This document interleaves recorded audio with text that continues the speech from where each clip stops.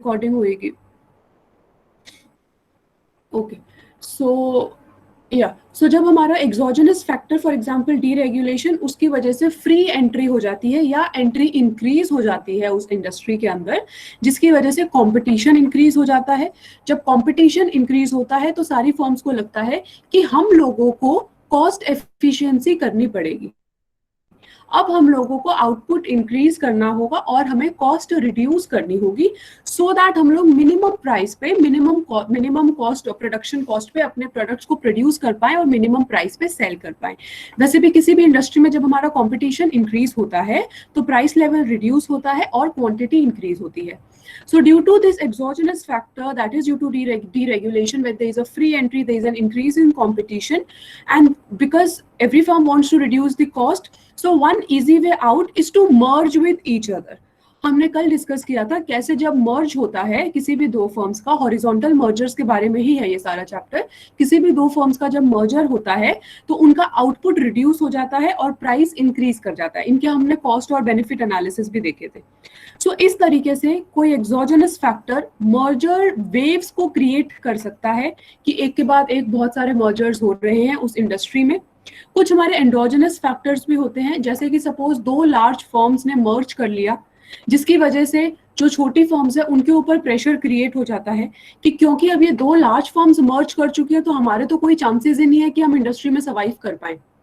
तो फिर वो भी जो छोटी फर्म्स है वो भी अपना मर्ज करने की तरफ ही जाएंगी। अदरवाइज अगर कोई एक मेजर डोमिनेंट प्लेयर निकल के आ रहा है उस इंडस्ट्री में, for example Jio that has come up in the telecom sector, तो उसकी वजह से भी, क्योंकि अब वो इतना बड़ा इतना ज्यादा रोल प्ले कर रहा है, मार्केट शेयर उसके पास बहुत ज्यादा है, जिसकी वजह से बाकी फर्म्स को लगता है कि अगर हमें सर्वाइव करना है तो फिर हम लोगों को मर्ज करना पड़ेगा। तो ऐसे कुछ एंडोजेनस फैक्टर्स भी होते हैं जिसकी वजह से मर्जर वेव्स क्रिएट होनी स्टार्ट हो जाती हैं। मैंने one is of Reserve Bank of India, where Reserve Bank of India study is discussing about the impact of deregulation. Is it lagging? Is something lagging? I'm not writing anything yet, but is my video or yes, no? Ayushi is saying no, which means she is able to hear properly. Others, not now. All right. Somebody is saying yes, somebody is saying no. Audible, all right. So so वो RBI की study में भी उन्होंने बताया हुआ है कि कैसे हमारा जो merger and acquisition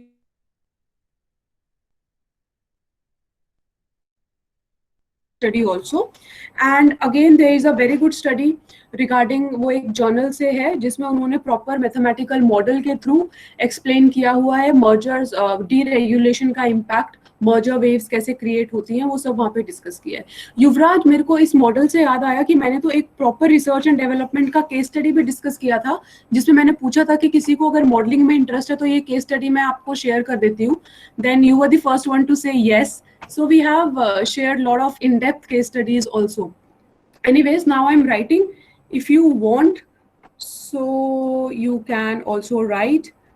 Otherwise, things are there in the PPT also. So merger waves, they can arise due to two factors: exogenous factors and endogenous factors.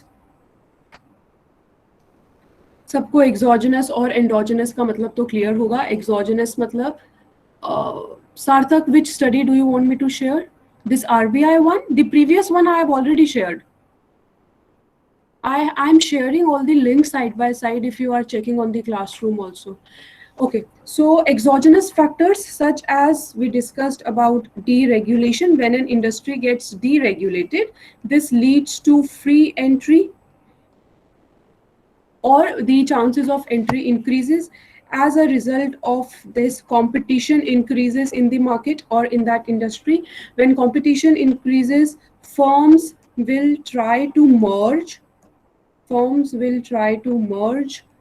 to reduce their cost by having synergies, by merging with each other, and thus they want to do this so that they can become more competitive and they can survive in the market and obtain a higher share in the industry.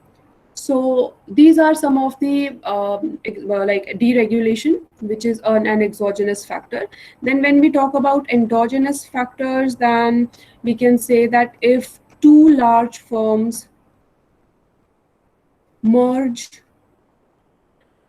then in turn this creates a pressure on the small firms also to merge. So endogenous factor मतलब कि जब हमारी कोई दो large firm मर्ज करती है तो this phenomenon और this activity induces other firms also to merge in that industry so that they can survive. So these are the two factors, guys. If this is clear, please let me know. Then we'll move on to the next part, that is public policy towards merger.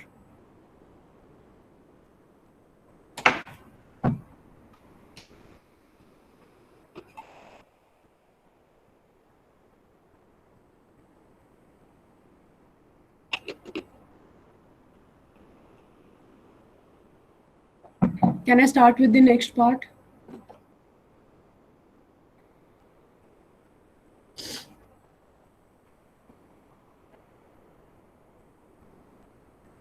Can I start with the next part, guys? All right. So next is the public policy towards merger.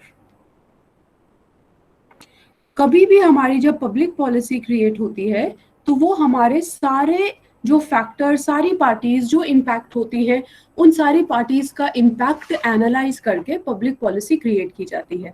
Merger में हमारी तीन impacting parties हैं. One is the merged firms, और इन दोनों के दो factors के बारे में तो हमने कल डिस्कस किया ही है. मर्ज्ड फर्म्स के ऊपर क्या इम्पैक्ट होता है और जो नॉन मर्जिंग फर्म्स है उनके ऊपर क्या इम्पैक्ट होता है. दे कैन बेनिफिट और they can lose depending upon the dynamic effects. कल ही डिस्कस किया था हम लोगों ने. And the third and the most affected party is the customers. So regarding merged firms, we discuss that they gain due to the increase in the price. मतलब जब मर्ज firms मर्ज करती हैं, प्राइस इंक्रीज होता है तो एक तरीके से एलोकेटिव इनएफिशिएंसी अराइज होती है जिसकी वजह से उनको बेनिफिट मिलता है. On the other hand they can lose और they lose due to the decline in the quantity. But इस केस में जो वो ये गेन कर रही हैं, एलोकेटिव एफिशिएंसी अराइज हो रहा है, तो यहाँ से इनकी कॉस्ट एफिशिएंसी, कॉस्ट भी इंप्रूव करती है, कॉस्ट एफिशिएंट बनते हैं ये फर्म्स. तो ये जो कॉस्ट एफिशिएंट का जो डाटा होता है ना कि इनका मार्जिनल कॉस्ट कितना रिड्यूस हुआ है, ये डाटा तो बस मर्ज्ड फर्म्स के पास रहता है. मर्ज्ड फर्म्स को बेटर पता होता है, प्रॉपर इंफॉर्मेशन होती है कि हम लोगों की कॉस्ट एफिशिएंसी कितनी इंक्रीज हुई है. अब ये जरूरी नहीं है प्रैक्टिकल वर्ल्ड में कि ये perfect information merged firms public policy makers को प्रोवाइड कर दें, कि पॉलिसी मेकर के पास पूरी इंफॉर्मेशन रहेगी कि कितना इन लोगों का मार्जिनल कॉस्ट रिड्यूस हुआ है, कितनी कॉस्ट एफिशिएंसी इंक्रीज हुई है. Non merging firms on the other hand, they can either benefit और they can lose depending upon the scenario. But जो मेजर इंपैक्टिंग पार्टी है वो कस्टमर्स है, क्योंकि इनके लिए प्राइस इंक्रीज हो जाता है जिसकी वजह से कंज्यूमर वेलफेयर रिड्यूस हो जाता है. कंज्यूमर वेलफेयर रिड्यूस हो जाता है. तो जो हमारा पॉलिसी मेकर मेजरली दो चीजों को कंपेयर करता है, तो पहली होती है कॉस्ट एफिशिएंसी, कि हमारा इकोनॉमी में कॉस्ट कितना रिड्यूस कर रहा है, कितने वो मर्ज्ड फर्म्स कॉस्ट एफिशिएंट बन रही है. So this is a type of gain to the society. On the other hand जो हम लोगों का लॉस होता है वो मेजरली कंज्यूमर वेलफेयर लॉस से डिराइव होता है. तो जब पॉलिसी मेकर को डिसीजन लेना है तो उसके पास प्रॉपर इंफॉर्मेशन, परफेक्ट इंफॉर्मेशन होनी चाहिए कि कितना कॉस्ट एफिशिएंसी इंक्रीज हुई है और कितना कंज्यूमर वेलफेयर रिड्यूस हुआ है. पर ये इंफॉर्मेशन पॉलिसी मेकर के पास नहीं पहुंचती है. Therefore it is a very complex process to understand that which party is gaining more or whether there is a loss in the consumer surplus. So before we proceed of how these policies are undertaken, let us first see that we can actually differentiate between two types of price effects. ये जो increase in price यहाँ पे होता है ये दो तरीके से होता है. अभी हमें वो डिस्कस करना है. Guys, are you done writing this? I'll move on to the next page then. Are you done writing it? Let me know when you are done.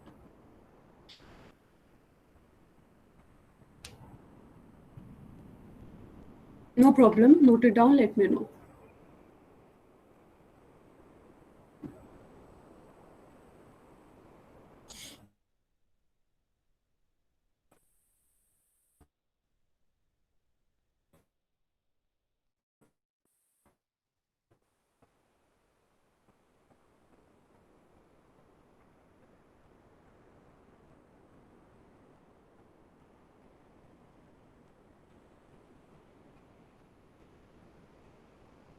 All right. Okay. So we can say that this increase in price can happen due to two channels.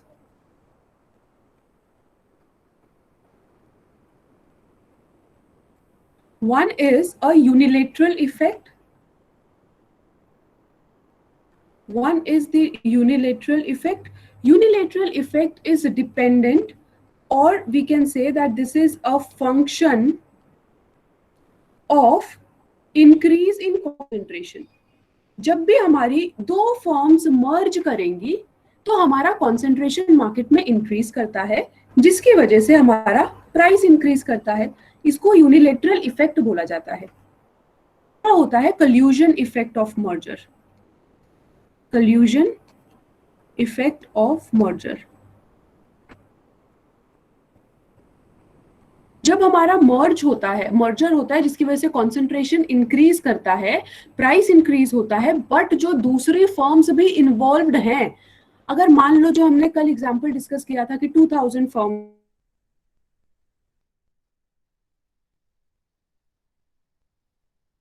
छोटी firms हैं, अगर उनका share 1999 जो sorry 1998 जो बची हुई firms हैं, अगर उनका शेयर बहुत छोटा छोटा सब में इक्वली डिस्ट्रीब्यूटेड है तो फिर हमारा प्राइस इतना ज्यादा इंक्रीज नहीं करेगा. पर अगर उसमें भी हमारी कुछ ऐसी फर्म्स हैं जिनके पास बहुत ज्यादा मार्केट पावर है, उनको भी बेनिफिट होने के चांसेस है, उनको भी ये फ्री राइडर बेनिफिट मिलने के चांसेस है due to the increased price level. तो कल्यूजन इफेक्ट ऑफ मर्जर जो इंक्रीज इन प्राइस होता है वो पार्शियली डिपेंड करता है, it also depends on the distribution of market share, on the distribution of market shares. इसमें एक और चीज है, when we say that two small firms have merged, two small firms have merged, then the increase in price level is less as compared to a scenario when two large firms are merging. जब हमारी दो बड़ी firms मर्ज करती हैं तो उसकी वजह से कॉन्सेंट्रेशन बहुत ज्यादा इंक्रीज होता है, मार्केट पावर बहुत ज्यादा इंक्रीज होती है, एलोकेटिव इनएफिशिएंसी बहुत ज्यादा होती है, जिसकी वजह से हमारा प्राइस बहुत ज्यादा इंक्रीज कर जाता है as compare to a situation when two small firms are merging. Next हमारा लास्ट टॉपिक है how to measure this price effect, कि हम ये प्राइस इफेक्ट कैसे मेजर करें. जो अभी हमने ऊपर यहाँ बोला था कि पॉलिसी मेकर्स के पास प्रॉपर इंफॉर्मेशन नहीं होती है कि उनका मार्जिनल कॉस्ट कितना रिड्यूस हुआ है, कितनी कॉस्ट एफिशिएंसी हुई है, तो हम कैसे मेजर कर सकते हैं कि P minus this marginal cost actually कितना बेनिफिट हो रहा है. इसको हम एलोकेटिव इनएफिशिएंसी भी बोलते हैं, क्योंकि हमारा अगर इक्विलिब्रियम क्वांटिटी जो ओलिगोपोली या मोनोपोली में है that is less as compared to the equilibrium quantity in a competitive market, which means that the factors of production, they are not getting allocated up to the maximum point और up to the optimal utility जो उनकी है. तो ये जो P minus MC है, अगर policy makers को ये कंपेयर करना है कि कितना एक्स्ट्रा बेनिफिट ये डिराइव कर रहे हैं, उसके लिए इनको मार्जिनल कॉस्ट की रिक्वायरमेंट होती है. इसको हम बोलते हैं प्राइस इफेक्ट, कि अगर प्राइस इफेक्ट मेजर करना है तो कैसे करें. लास्ट टॉपिक है, 5 मिनट का टॉपिक और है. Let me know when you are done, will move on to this topic of how to measure the price effect.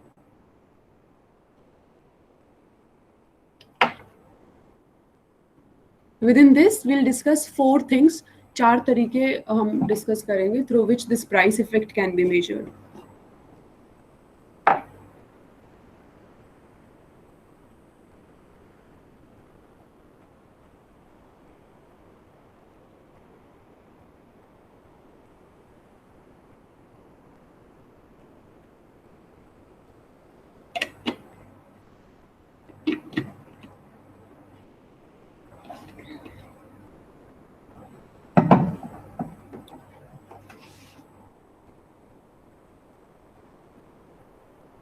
Can I move on to the last topic?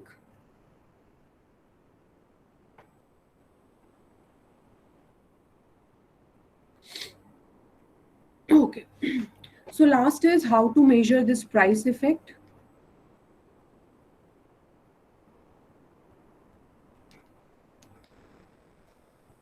Now the proper way to do so, कि अगर हमें price effect major करना है तो ये price effect हमारा concentration के ऊपर डिपेंड करेगा. कॉन्सेंट्रेशन इंडेक्स हम मेजर कर सकते हैं कि कितना कॉन्सेंट्रेशन इंक्रीज होएगा. बट इस कॉन्सेंट्रेशन इंडेक्स को मेजर करने के लिए, जैसे कि हमने यूनिट 2 में डिस्कस किया था, कि हम लोगों को मार्केट शेयर के बारे में पता होना चाहिए कि किस फर्म के पास कितने शेयर्स हैं in the market. Only then we will be able to derive the concentration index. And market share हमें अगर पता करना है, then we need to also define the market. Define the market मतलब, जैसे हमने रिचमैन हर्फिनडाल की केस स्टडी मैंने आप लोगों को फॉरवर्ड की थी, युवराज अनाथा केस स्टडी जो हम डिस्कस कर चुके हैं. सो जैसे हमने रिचमैन हर्फिनडाल की केस स्टडी मैंने आपको व्हाट्सएप पे भेजी थी, जहां पे सेल्स के पर्सपेक्टिव से डिफाइन किया गया था कि हमारा मार्केट शेयर कितना है, कॉन्सेंट्रेशन कितना है. तो हम मार्केट को कैसे डिफाइन कर रहे हैं, मार्केट की कॉम्पिटिटिवनेस को क्या हम सेल्स के बेसिस पे कर रहे हैं, क्या हम आउटपुट के बेसिस पे कर रहे हैं, क्या हम रेवेन्यू के बेसिस पे कर रहे हैं, हम मार्केट को कैसे डिफाइन कर रहे हैं. हो सकता है कोई एक फर्म है, मान लो पार्ले है, पार्ले ने सपोज 2000 पैकेट्स बनाए हैं, बट क्योंकि उनके पास रिटेल ऑप्शंस नहीं है, वो चलेंगे ही नहीं, वो सेल ही नहीं कर पाएंगे. On the other hand suppose अगर हमारी लेज है और लेज ने सिर्फ 1000 अपने प्रोड्यूस किए हैं, 1000 पैकेट्स ऑफ चिप्स, पर क्योंकि उनके अच्छे रिटेल कॉन्ट्रैक्ट्स हैं तो वो बहुत इजीली सेल कर पाएंगे. तो आप सेल्स के पर्सपेक्टिव से देखोगे तो लेस का कॉन्सेंट्रेशन ज्यादा है, आउटपुट के पर्सपेक्टिव से देखोगे तो पार्ले का कंट्रीब्यूशन ज्यादा है. तो ये हम मार्केट को डिफाइन किस बेसिस पे करते हैं उसके ऊपर डिपेंड करेगा कि हमारा मार्केट शेयर कैसे डिराइव होएगा, एंड मार्केट शेयर कैसे डिराइव होएगा, और वो मार्केट शेयर कॉन्सेंट्रेशन उससे डेवलप करेंगे, कॉन्सेंट्रेशन इंडेक्स कैलकुलेट करेंगे, and then finally we can calculate the price effect. But the problem is कि जो पॉलिसी मेकर्स हैं और जो फर्म्स हैं उनके बीच में हमेशा एक डिसएग्रीमेंट रहता है कि हम लोग मार्केट को कैसे डिफाइन करें. ऑब्वियसली जो फर्म्स हैं वो तो बोलेंगे कि ठीक है हम लोग, आप हमारा, सपोज जो लेस फर्म है, लेस फर्म बोलेगी कि आप आउटपुट के बेसिस से हमारी इंडस्ट्री को डिफाइन कर दो, क्योंकि आउटपुट में तो लेस फर्म का कम है कॉन्सेंट्रेशन, वो तो नहीं चाहेगी कि किसी भी तरह का नेगेटिव इम्पैक्ट हो उस कंपनी के ऊपर. अगर पॉलिसी मेकर को ये पता लग गया कि इनका सेल्स के पर्सपेक्टिव से कॉन्सेंट्रेशन हायर है और इनको मैक्सिमम बेनिफिट मिल रहा है. On the other hand Parle बोलेगी कि आप सेल्स के पर्सपेक्टिव से करो. सो एक डिसएग्रीमेंट रहता है फर्म्स और पॉलिसी मेकर्स के बीच में कि हम किसी भी मार्केट को डिफाइन कैसे करें. Now, second part is it is a more direct approach through which the price effect can be measured. So this direct approach मतलब कि हम सीधा सीधा ये देख लें कि मर्जर का कंज्यूमर प्राइस के ऊपर क्या इम्पैक्ट हो रहा है. Impact of merger on consumer prices. हमें किसी चीज से मतलब नहीं है, हमें सिर्फ इससे मतलब है कि कंज्यूमर प्राइसेस के ऊपर क्या इम्पैक्ट हो रहा है. कुछ ऐसे गुड्स भी होते हैं जो जिनका कंज्यूमर वेलफेयर के पर्सपेक्टिव से उसको इम्पोर्टेंस देनी चाहिए, और वैसे भी अगर हम पब्लिक पॉलिसी मेकर्स की बात कर रहे हैं तो वो कंज्यूमर वेलफेयर के पर्सपेक्टिव के तरफ थोड़े से टिल्टेड होते हैं. तो एक डायरेक्ट अप्रोच है कि ठीक है इतना सारा ऊपर वाला ये तो बहुत इनडायरेक्ट और लंबा प्रोसेस हो गया, कॉम्प्लेक्स प्रोसेस हो गया, तो हम मर्जर का इम्पैक्ट कंज्यूमर प्राइस पे देख लें. But this is like just one way of the story, क्योंकि हमें ये भी देखना है कि मर्जर की वजह से कॉस्ट एफिशिएंसी कितना इंक्रीज हुआ है. सो इसलिए थोड़ा कॉम्प्लेक्स प्रोसेस है प्राइस इफेक्ट को मेजर करना. If you are done with this तो मैं थर्ड पॉइंट में ऊपर लिख रही हूँ, यहाँ पे थोड़ा स्पेस है, मैं पेज एक साथ दोबारा डिस्प्ले कर दूंगी. सेकेंड हम ये डिस्कस अभी हमने किया था that the smaller the relative size, or do you want to write this down? We have discussed two cases. This is the third one. The smaller the relative size of the merging firm, it means that जितनी छोटी forms के बीच में मर्ज होएगा उतना ही कम concentration होएगा और उतना ही कम increase in price होएगा। तो अगर कम इंक्रीज इन प्राइस होएगा तो कंज्यूमर वेलफेयर भी कम रिड्यूस होएगा।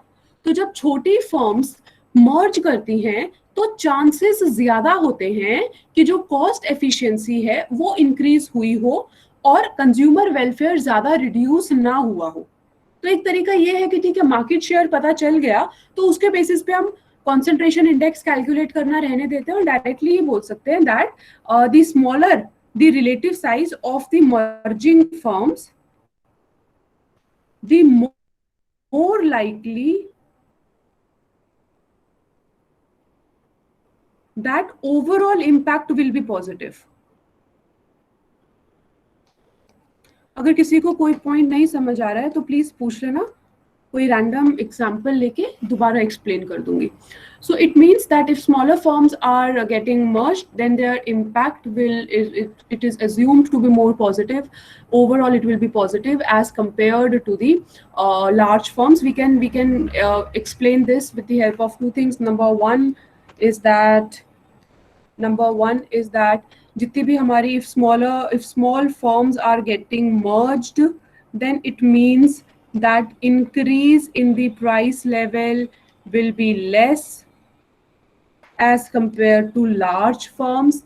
And second, it means that merger between smaller firms indicate that efficiency gains are significant. जब हम efficiency gains की बात करते हैं तो इसमें हमने कल फ्री राइडर भी डिस्कस किया था. जो नॉन मर्जिंग फर्म्स होती हैं, फ्री राइडर इफेक्ट की वजह से उनको भी एक तरीके से हायर प्राइस मिलता है अपनी क्वांटिटीज पे. तो कुछ तो कॉस्ट मर्ज फर्म्स का रिड्यूस होएगा जिसकी वजह से उनका एफिशिएंसी इंक्रीज होएगा, पर ये जो फ्री राइडर इफेक्ट की वजह से पॉजिटिव इंपैक्ट पड़ता है नॉन मर्जिंग फर्म्स पे, उसकी वजह से जो ओवरऑल एफिशिएंसी गेन्स हैं वो भी ज्यादा हो जाते हैं. क्योंकि अगर दो लार्ज फर्म्स के बीच में मर्जर होता है तो उनकी कॉस्ट बहुत सिग्निफिकेंट अमाउंट से रिड्यूस होती है और जो नॉन मर्जिंग फर्म्स हैं उस कॉस्ट को मैचअप नहीं कर पाती है, जिसकी वजह से वो मीडियम टर्म में या लॉन्ग टर्म में मार्केट से बाहर जा सकती है. पर अगर स्मॉल फर्म्स के बीच में मर्जर हो रहा है तो उनकी कॉस्ट इतनी सिग्निफिकेंटली रिड्यूस नहीं करेगी और इंक्रीज इन प्राइस भी बहुत थोड़ा होएगा, जिसकी वजह से जो नॉन मर्जिंग फर्म्स हैं वो एक तरीके से फ्री राइड कर सकती है, उनको हायर प्राइस मिलता है, चाहे वो हायर प्राइस सिर्फ 10% का मिल रहा हो, but without getting incurred any type of cost in the merger, they are getting benefited. That is why they are termed as free riders of the free non merging firms are free riders on the cost of the merging firms. So you can note these 3 points down. Then there is one more thing and one more point left, and then we'll discuss the case studies and then we'll go through the PPT.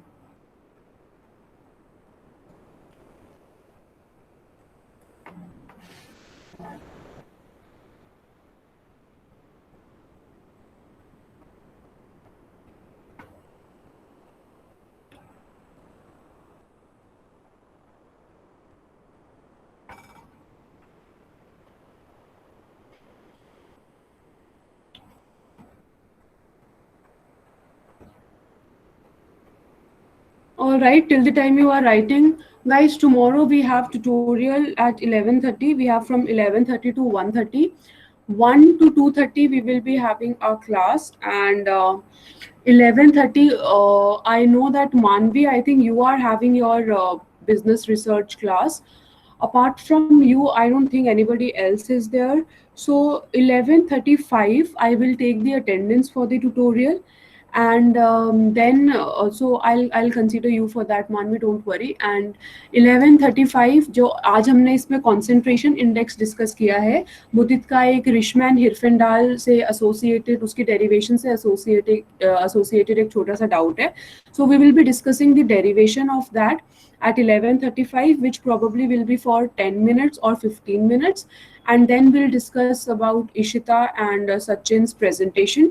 People who are interested can stay back, otherwise if you are having doubts तो आप अपने doubts Ishita and Sachin के बाद पूछ सकते हो. But it is compulsory for all to at least come in the class once. Every tutorial we have a writing session, but this time since I want to take an extra time and there are certain doubts, so that's why we are doing this. Anyways, I hope you are done. So the last point is fourth point, that is the policy makers. अब हमारा मैं लिख दूंगी बाद में, पहले बोल देती हूँ.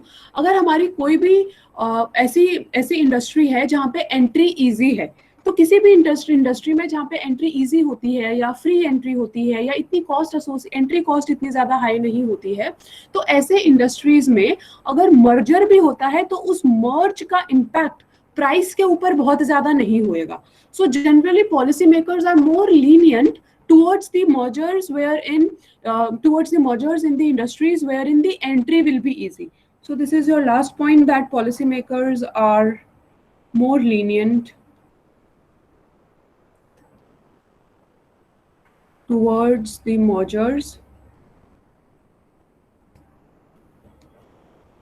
in industries where entry is easy. That is because the price effect meaning the increase in price in such an industry will not be significant. Apart from that, there are various government authorities also जो laws, rules, regulations frame करती रहती है और एक regular analysis करती रहती हैं for the mergers. तो उससे रिलेटेड भी मैंने आप लोगों को एक OECD का पेपर शेयर किया है, पूरा PDF है वो, आई थिंक 99 पेज का है, पर उसके अंदर मैंने बता दिया था कि आपको सिर्फ लीगल वाली टर्म्स आप पढ़ सकते हो जिस कंट्री के लिए आप इंटरेस्टेड हो, कि कहाँ कौन सी कंट्री में एडमिनिस्ट्रेटिवली किस टाइप की पॉलिसीज और लॉज क्रिएट किए गए हैं, लीगैलिटी क्या है वहाँ पे. So all those things are there. So government responsible for merger analysis. That's it.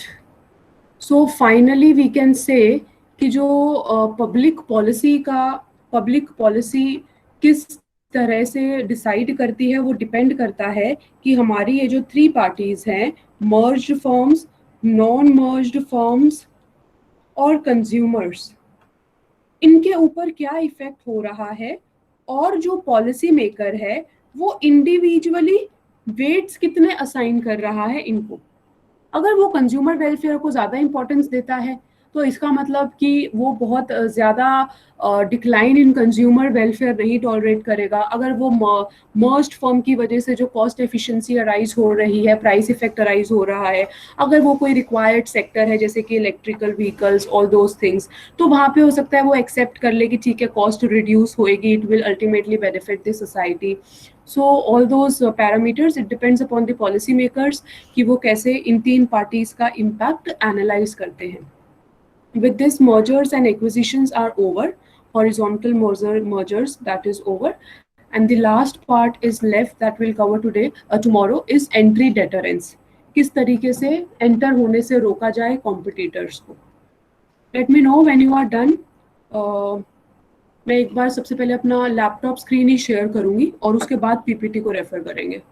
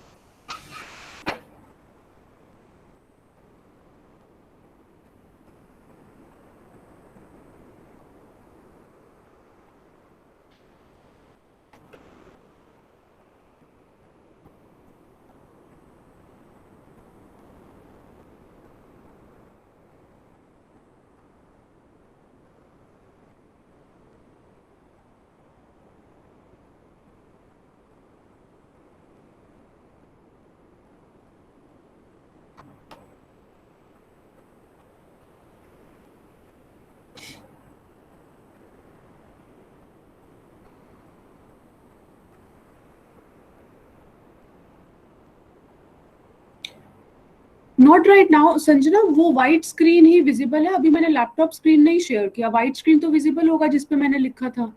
2 screen एक साथ शेयर नहीं हो सकते ना. So when you guys will confirm that you have written down everything, then I will share the laptop screen.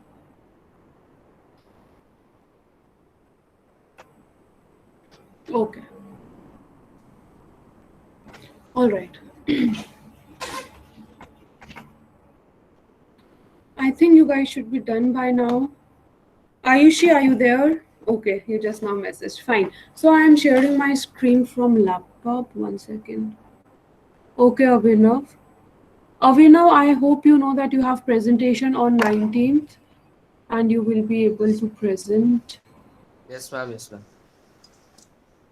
Okay. All right. So now I think my laptop screen should be visible. This is a paper from the Journal of Corporate Finance. It is to 2013. अभी मुझे इसका PDF नहीं मिल रहा है. Probably when I'll go to college, तो इसमें मेरे को access कॉलेज के इंटरनेट से शायद मिल जाए, यहाँ से तो नहीं मिल रहा है. सो दे टॉक अबाउट द सिर्फ एब्स्ट्रैक्ट ही पढ़ सकते हैं हम इसका. सो दे से deregulation is endogenous, it is preceded by poor industry performance and is predictable with performance variables. इसमें कुछ ऐसा कंटेंट है जो आपकी बुक्स में नहीं है, पर हमने क्योंकि वो पढ़ा है तो हमें ये चीज समझ आनी चाहिए. So they are saying that these results imply that merger activity following deregulation should be systematically related to poor pre-deregulation industry performance. जैसा कि हम लोग इंडिया के केस में भी एयरलाइन सेक्टर में देख सकते हैं या टेलीकॉम सेक्टर में देख सकते हैं, कोई भी इंडस्ट्री जब अच्छे से परफॉर्म नहीं करती है तो उस केस में उसको डीरेगुलेट करना एक ऑप्शन होता है ताकि वहां पे कंपटीशन इंक्रीज हो. अगर कंपटीशन इंक्रीज होता है तो सारी फर्म्स अपना बेस्ट देने की कोशिश करती हैं और फ्री एंट्री हो जाती है एक तरीके से. तो ये वही कह रहे हैं कि जो डीरेगुलेशन है, they are actually saying that deregulation is not exogenous, instead it is endogenous. आपको पेपर में एक्सोजेनस ही लिख के आना है, एंडोजेनस नहीं लिख के आना है. बट समझने के लिए दे आर सेइंग डीरेगुलेशन कभी भी एक एक्सोजेनस नहीं, एंडोजेनस फेनोमेना ही होता है, क्योंकि इंडस्ट्री अच्छे से परफॉर्म नहीं करती है जिसकी वजह से डीरेगुलेट करना पड़ता है उस इंडस्ट्री को, ताकि वो डीरेगुलेट करने के बाद वहां पे कुछ ऐसी एक्टिविटीज हों जिसकी वजह से मर्जर एक इमीडिएट इम्प्लीकेशन होता है, जिसकी वजह से कॉस्ट रिड्यूस होती है. सो ये इसी वजह से हमें डीरेगुलेशन करना चाहिए या करना होता है ताकि इंडस्ट्री अच्छा परफॉर्म करे. Consistent with this hypothesis, I find that post-deregulation mergers serve a contradictory role. Bidders and targets in post-deregulation mergers are poor performers prior to the merger and operate with significant excess capacity. अब मुझे ये नहीं पता आप में से कितने लोगों को याद होगा एक्सेस कैपेसिटी. एक्सेस कैपेसिटी आप लोगों ने मोनोपोलिस्टिक मॉडल में पढ़ा होगा. एक्सेस कैपेसिटी यही होती है कि सपोज हमारा equilibrium quantity in case of perfect competition Q1 पे है, तो जब हम लोग इससे जितना दूर जाते जाएंगे, मतलब हम लोग मार्केट पावर की तरफ मूव करते जाएंगे, तो हम लोग Q2 पे प्रोड्यूस करेंगे and Q2 is less than Q1. तो जितना ये रिडक्शन है, जितना ये डिफरेंस है, अभी मैं लैपटॉप पे तो नहीं दिखा सकती, जितना ये रिडक्शन है उसको एक्सेस कैपेसिटी बोला जाता है. सो दे आर सेइंग जो पोस्ट डीरेगुलेशन मर्जर्स होते हैं वो मर्जर से पहले एक्सेस कैपेसिटी में ऑपरेट कर रहे होते हैं और वो अच्छे, they are not good performers, they are poor performers. तो एक तरीके से डीरेगुलेशन के बाद these people merge, there is a decline in the cost, as a result of which there is an expansion of the output and this industry moves towards a competitive equilibrium. क्या आप लोगों को ये excess capacity वाला point समझ आया है? Are you able to understand this excess capacity? जल्दी मैसेज करो, नहीं तो लैपटॉप स्क्रीन फिर शेयर करूंगी, मैं उसमें डायग्राम के थ्रू एक्सप्लेन करूंगी. I am waiting for your message actually. So if you guys are clear with this, excess capacity वाला point clear है? हाँ नहीं, कुछ तो बोलो. Clear to only Ayushi? Not good guys, why aren't you replying? Okay, so consistent with the hypothesis, the post-deregulation mergers represent a form of exit. The frequency of cash and bankruptcy mergers is significantly higher following deregulation and the offer premium is significantly lower. इसको एक बार अच्छे से पढ़ो, समझो ये क्या कहना चाह रहा है. Then we'll move on to this RBI things that they have given associated with deregulation and M&As.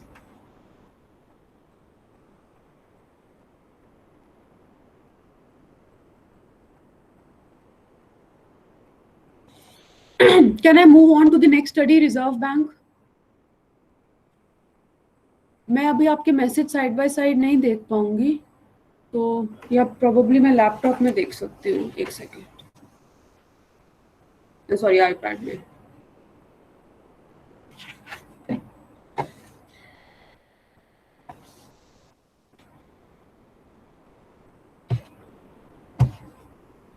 Yeah, so we are starting with this Reserve Bank. So this is a full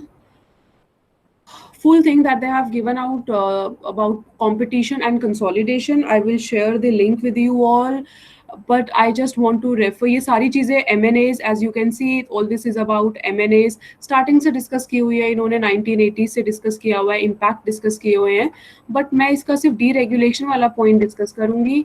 That is this 8.11. I'll share the link. You can go through the entire document. So it says deregulation influences the restructuring process in banking through effects on market competition and entry conditions. अब हमको पता है कि deregulation market competition को कैसे impact करेगा.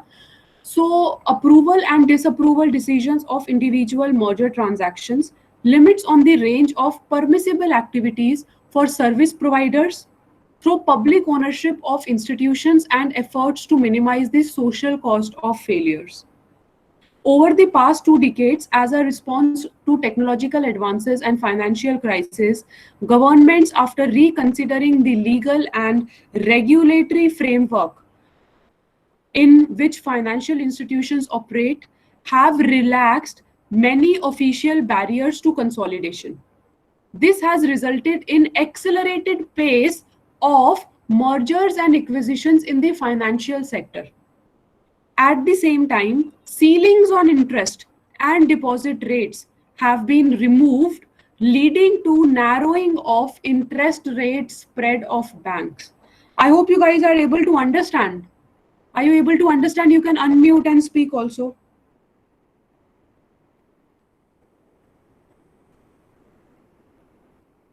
Guys, are you able to understand what all written over here, or you want me to convert and explain in simple terms?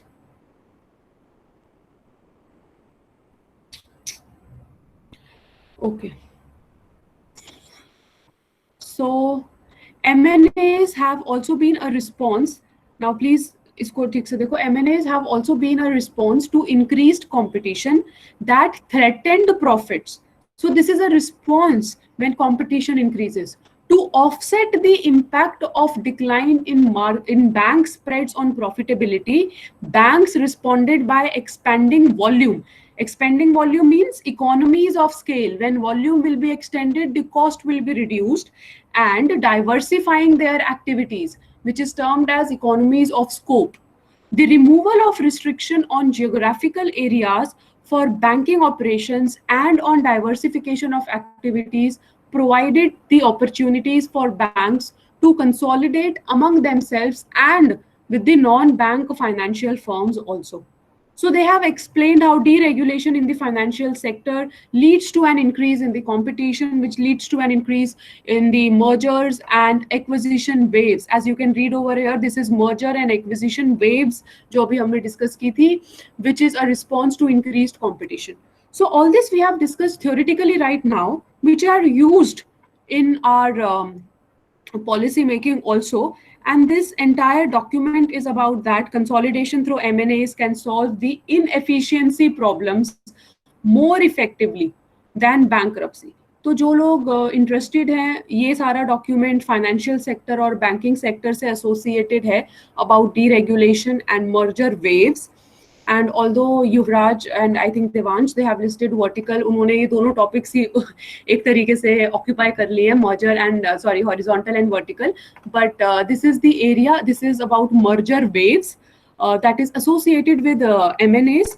But merger waves is a different kind of scenario altogether. Associated, but it's like one thing inducing many firms to enter into mergers and acquisitions. So you can probably list down various factors कि क्या क्या reasons थे जिसकी वजह से mergers हुआ, बहुत सारे mergers हुए हैं एक industry में, और उनका impact industry के ऊपर क्या हुआ है, rather than discussing about say 10 mergers that has happened in that industry or 4 mergers in depth. आप सिर्फ बता सकते हो ये reasons हैं, जरूरी नहीं है कि सिर्फ exogenous या endogenous factor ही हो सकता है दोनों factors हो किसी भी चीज के पीछे. सपोज गवर्नमेंट ने कोई पॉलिसी लेके आया जिसकी वजह से 2 लार्ज फर्म्स ने मर्ज किया, वो एक एक्सोजेनस फैक्टर हो गया. बट क्योंकि 2 लार्ज फर्म्स ने मर्ज किया, इसकी वजह से छोटी फर्म्स मजबूर हो गई मर्ज करने के लिए, तो वो छोटी फर्म्स 4-5 फर्म्स ने एक दूसरे के साथ मर्ज कर लिया, तो इस तरीके से ये एंडोजेनस फैक्टर हो गया. तो दोनों टाइप के फैक्टर्स एग्जिस्ट कर सकते हैं, आप वो चीज डिस्कस कर सकते हो. Next, now this is a full paper. I will share all these 3 links today. So this is a full paper, and this is from US National Library, NCBI. So yeah, so it discusses about, this is from International Journal of Industrial Organization, the determinants of merger waves and international perspective. तो अभी तो हमने जो merger waves के determinants discuss किए थे वो सिर्फ एंडोजेनस और एक्सोजेनस किए हैं, बट इन्होंने बहुत अच्छे से काफ़ी सारे फैक्टर्स को डिस्कस किया हुआ है एंड इकोनॉमिक थ्योरीज के साथ रिलेट किया हुआ है, जैसे कि न्यू क्लासिकल थ्योरीज के साथ रिलेट किया है. And although right now I am not discussing this in depth, but they have written this entire paper like a research paper only. So they have given various theories of merger waves जो हमने नहीं किए हैं क्योंकि वो हमारे syllabus में नहीं है. Probably after we finish up with the syllabus, we can come back to these studies. Then they have discussed in this manner, people who are good in modeling, they can understand this, or people who are having their subject, Manvi, maybe you, since you are having business research, you can use one single topic in both the industrial economics presentation as well as in your business research. अगर आपका business research में जो उसके अंदर आपको बहुत अच्छे से रिसर्च करना होगा, whereas in the case of industrial economics maybe such in-depth research might not be required. So आप थोड़ा बहुत जो भी initial research करोगे किसी टॉपिक में, वो आप industrial economics में भी present कर सकते हो. For your presentation I'm talking about, if you happen to choose a similar topic, so you can use that both ways. Then they have few other data also. Properly इन्होंने जो हमने पाएम वगैरह स्टडी किया है, तो आप देख सकते हो ये पाएम इन्होंने मोनोपोली प्रॉफिट कैलकुलेट किया हुआ है मॉडल फ्रेम करके. So you can read them. And then they are discussing about merger patterns. They have 3 figures within which they have discussed about the merger patterns. तो जब हम देख रहे हैं कि बहुत सारा merger हुआ है, so that is about merger waves that has happened. तो अब हम यहाँ ऐसा ही, अगर आपको कोई स्टडी आप जो मैं आपको बताई थी वो यही बता रही थी कि अगर आप किसी एक इंडस्ट्री में देखते हो तो आप देख सकते हो कि अच्छा इन 2 सालों में हमारा बहुत ज़्यादा mergers हुए हैं, तो क्या रीजंस हैं, क्या पॉलिसीज आई थी उस टाइम पे, क्या ये इंडस्ट्री के अंदर कुछ ऐसी चीज़ हो रही थी कि इतने सारे mergers हो रहे थे, तो आप ऐसे भी डिस्कस कर सकते हो. So they are discussing the various types of mergers in US, in Europe at different time periods. You can do the same if you take into account India also. India के case पे भी आप देख सकते हो. Then they have linked the behavioral hypothesis link merger waves to the psychology and optimism in the stock market.